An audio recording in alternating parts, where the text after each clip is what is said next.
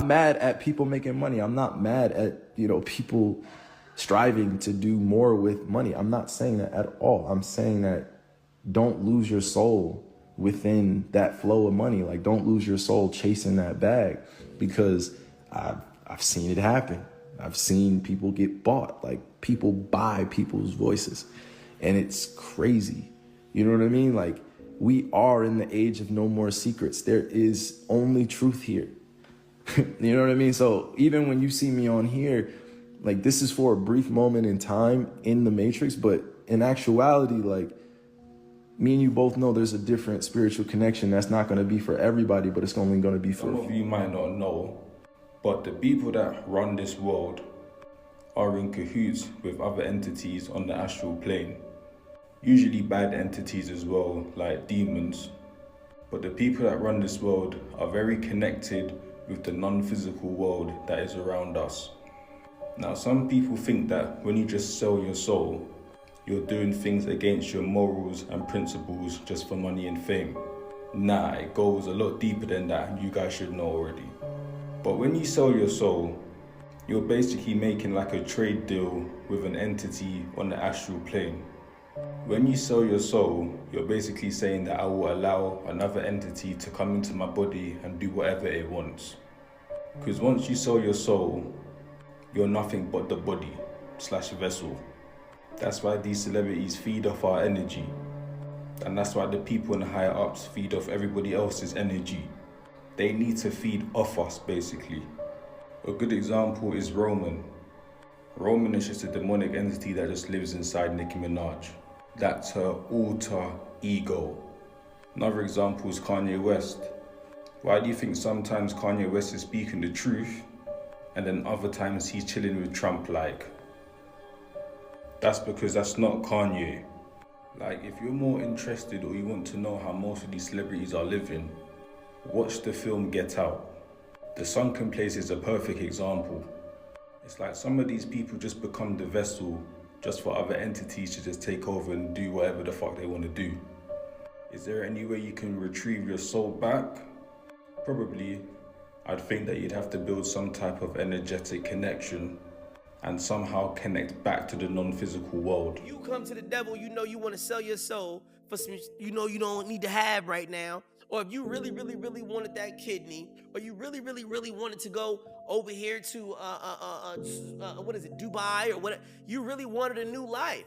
You went through certain channels to get that life. Yeah. You knew what the consequences was. Do people though? Yes, they do. That's his whole game. It's to make sure you know what you're gonna do. Right now is the time for righteousness, bro. Some people really, really play the game of, okay, well, I'm going to look at this face and I'm going to ask all these questions, but at the same time, I really don't even have to ask all these questions. I need to ask other questions. You see what I'm saying? We can't go back. We can only go forward after everything that we've already done. Every time you wake up, you choose to be good or you choose to be bad. That's me too. We all in this room have a choice to wake up and be good or be fucked up. I try my best to not be fucked up based off of the fact that I know I have boundaries. Regardless of what has happened to me, regardless of what's been done to me, I have to be a child of God. That's why I'm not allowed in certain rooms. That's why I'm not allowed to touch people. I'm not allowed to hug people. I'm not allowed to kiss people. I'm not allowed to have sex. I'm not allowed to see my family. I'm not allowed, bro. Who's not allowing? I'm not allowed. This is not, nah, don't go there. I'm not allowed to. I'm not allowed to. They're not ready. No, spiritually, they're not ready to deal with me. I have to seclude myself. Do you have the power to seclude yourself? So you're moving yourself away from Do you have the power to seclude yourself? So you're saying you willingly moved your way. I have to make sure that my peace is protected, my brother. There's everyone watching me every single moment when I think. We're taking a break from recording this album, and he took me around the studio. And this is someone who's been in the industry, like he's worked with big names. And so he was like, hey, so you know that if you were to sell your soul to the devil, you can have instant fame tomorrow. And Wait, when who said that? I really don't want to say his name. Oh, but it was a a person. producer I was working with. Yes, a music Wow. producer I was working with. He actually said those words. He actually said those words. And he took me away from like my team. So he had me by myself. So it was like a whole lot happened in that moment. Like discernment happened in that moment for me that I never really experienced before. It was almost like he made a mistake in his career and he was using me to try to get to where he really wanted to be. But he didn't want to sell his soul. So he's like, but if you sell your soul, we can go high. And it was like, in that moment, I received all this knowledge and a huge, just, what I can explain was like something fell on me. And I fell to the ground where I could not stand. And I started weeping and crying out to the Lord saying, forgive me, because I wasn't living right. And so when he said that, it was almost like, what have I done? How deep am I in this disobedience place? So I fell on the floor and I started, just crying out and saying, Lord, forgive me. I don't want to do anything without you. Like, the true nature of who I am. Like I wanted him to forgive me. And after that whole thing, I look up and the man was sitting on the, it's like he fell, I guess, because he was sitting weird and his head was down as I was praying and crying out to God in front of this man. I did not care because the conviction behind his words really hit me. And so after that, I kind of ignored it. I'm like, I'm not going to do that. So let me just try to alter certain things. Let me make sure to not show too much skin, or let me make sure to not say curse words. I was trying to like fine tune this, still pursuing my dreams, but in a way that was still honorable, but yet not really fully committed. Got it. I realized you can't side note, you can't halfway your walk with the Lord. It's either all or nothing. I was introduced to a certain lady. My manager at the time. The irony is his nickname was Hollywood. His name is Andre, but he calls himself Hollywood. Yeah. So when I think of it now, it's like the signs were all around me, but I could not read anything. I think that's how the common man is. The signs are all around us, but we can't read anything. So Hollywood takes me to New York and introduces me to a lady named Crystal, who at the time I began actually dating. She said, I know what the problem is. We need to get you hooked up. So getting me hooked up was actually joining a secret society or a brotherhood. So the brotherhood she took me to was a Santeria priest in New York. Now this Santeria is a cult, all right? It's a witchcraft coven, a cult. So she takes me to this place in Brooklyn, New York, and he tells me that this priest tells me that he'll take me through an initiation. He didn't call it an initiation. He said it's a baptism. He gave it a Christian name. He said, yeah, we'll just baptize you and that's it. And, he said, have a look around. He has a shop. They call them bodegas. So he took me around his bodega and he's showing me the different things that he sells. So he's got candles. There are candles with characters that are supposedly from the Bible. Saint Mary has a candle, Saint Paul, Saint Peter has a candle.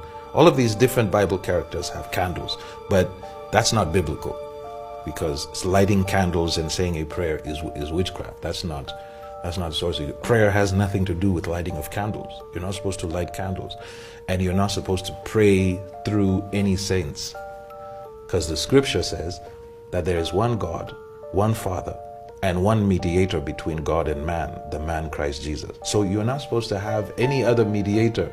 So if Paul is a mediator, or if Saint Peter or Saint Mary is your mediator, that is false doctrine. It's in 1 Timothy chapter 2 verse 5.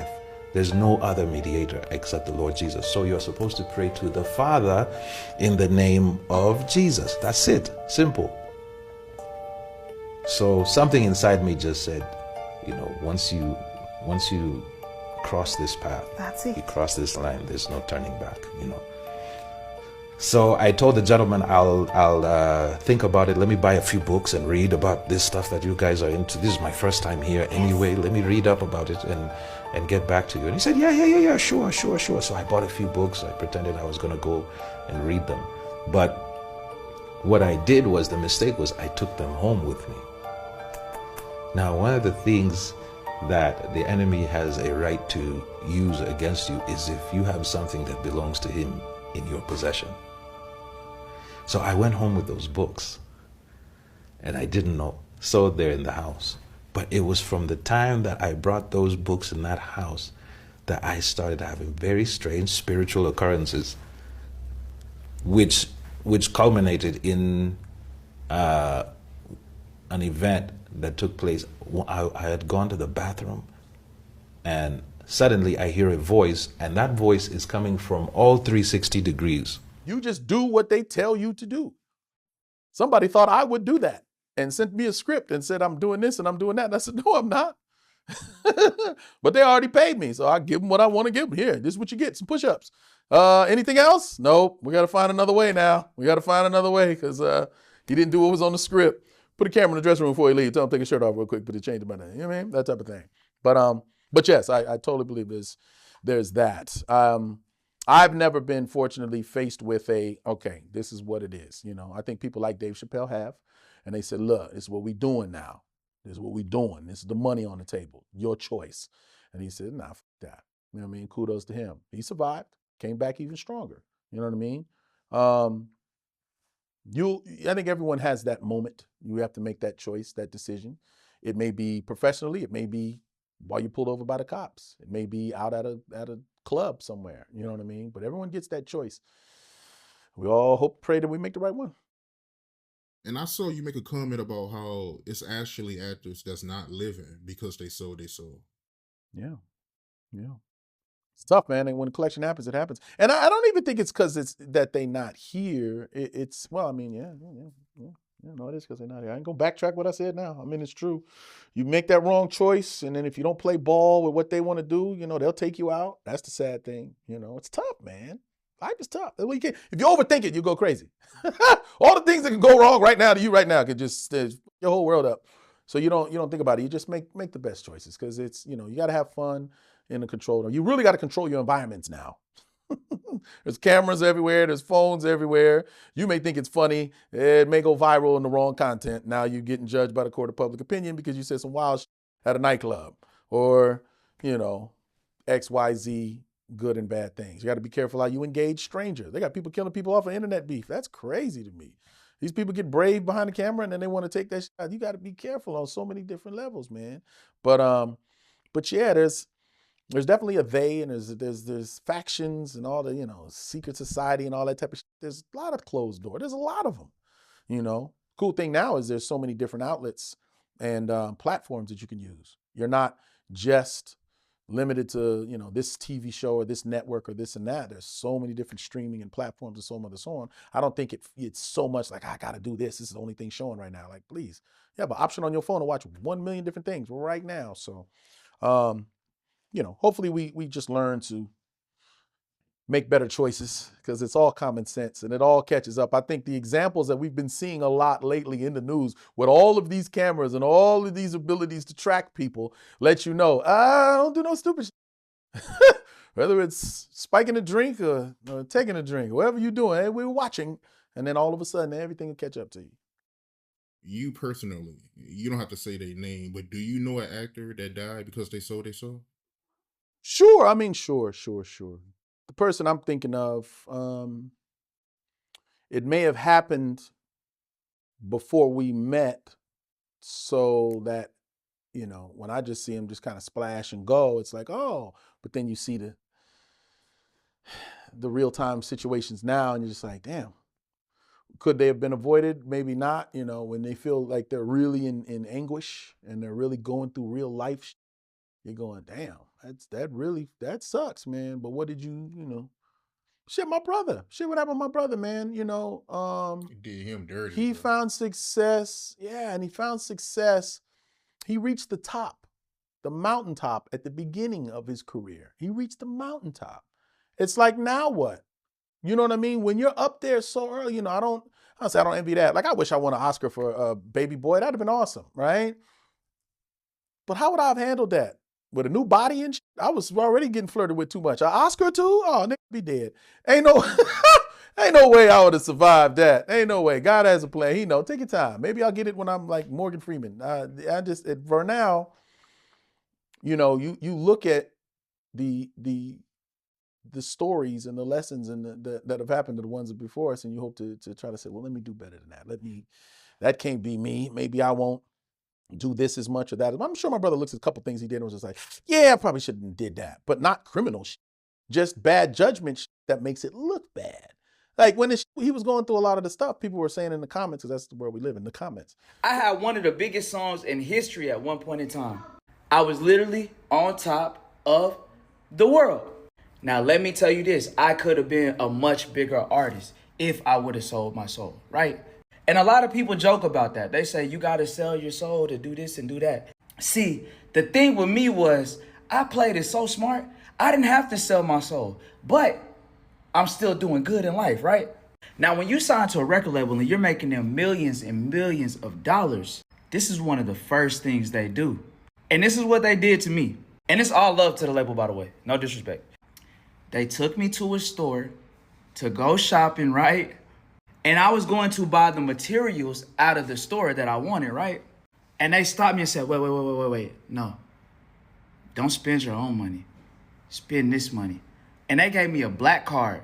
They said, anything you want, studio time, music video, whatever you want, this is the card you use. No more spending your own money. And that's where all the artists mess up. They get that card and they buy houses, cars, and everything.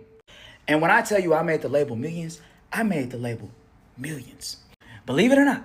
So pretty much what I did, that first time they gave me that card, I swiped it. And that was the only time I ever swiped it. Because in my mind, I had already studied the game. I studied the game since a kid. So every time they asked me if I wanted to pay this, and pay that. Matter of fact, I even gave the card back. So what a lot of artists do when they sign and they get these big, huge budgets and get these cards and all that, they're paying for features, they're paying for music videos, they're paying for everything to leave them in debt. And then all the artists blow up and get super famous because they got this feature, they pay for this ad, they pay for this, they pay for that. But they're not realizing, buddy, you got to pay this back. And there's only a few artists that stay on top of the world forever. The majority of them start good and then they start going down. So after they spend all that money, there's no way to pay that back, right? But see, the thing with me was I never spent the money. So I was only receiving paychecks. A lot of the artists that you think are the most famous artists in the world, they're not receiving any paychecks because they got that card and they ran it up and they only owe money. So at this point, they can't make money. Like, you probably got more money than a lot of your favorite artists, right? And that's the thing. You would see a lot of artists capping and snapping and all that. But then artists would come to my house, right? And the thing was, I bought a house, but I didn't buy the biggest house in the world. Like every rapper, they buy the house with the 50,000 cars and all this. I just bought me a house. It was a 4 or 5 bedroom. I just bought me a normal shmorma house, but it was cool. It was good enough for me. That's all you need, right? And later on, I ended up flipping that house. So while all this is happening, I'm just thinking about the long run, how everything's going to be in the next 10 years. I don't think for today or tomorrow. I think for 10 years from now. That's how I think, right? And that's the reason why my song still makes money forever. It's never going to stop making money. That song is going to forever make money. But so a lot of the artists, they're stuck in these deals and they can never get out because they owe the label money. Like there's nothing like they literally can't get out. And they're like, when they fall off and their stuff isn't popping anymore, the only way to get out is paying the label, and you're not getting it. But your music is always making money. If you ever had a huge song before, your music is always making money, right? So now, you might not be able to pay the label, right? But your music is still paying the label. Yeah, you spent all that money. The label don't have to pay you nothing until you get every single dollar that they spent on you back. So they just keeping everything coming in. They just keeping it. You're not making anything anymore. And you're just feeling like crap. You know what I mean? And my thing was, I felt like I was doing all the work when I was signed to the label. I was doing the internet. That's my thing. I studied the internet. I figured the internet out. The label didn't even really do like any promotion on me or anything. I did everything. And they were just taking a percentage, right? So you know what I did on one of my paychecks that I got? I went like 5 months without getting paid from the label, right? To buy myself out the contract. I literally took my money that I was supposed to get paid and I gave it all to the label. I was like, here, y'all keep all this. I want out the deal. I bought myself out of the contract. So now when I drop songs, every single dollar that I make, it comes to me and the producers. Half of the songs that I make, I produce them, right? And this is how a lot of artists are cooked. Like a lot, the ones you think that are famous and have money, they like that. This is why YouTubers and artists, like all these other Twitch streamers and stuff, have more money than the artists. But yeah, tune in for the next episode of Dragon. This is King Judah 23 of the Judahlyfe Podcast, and you watching the Empire Network.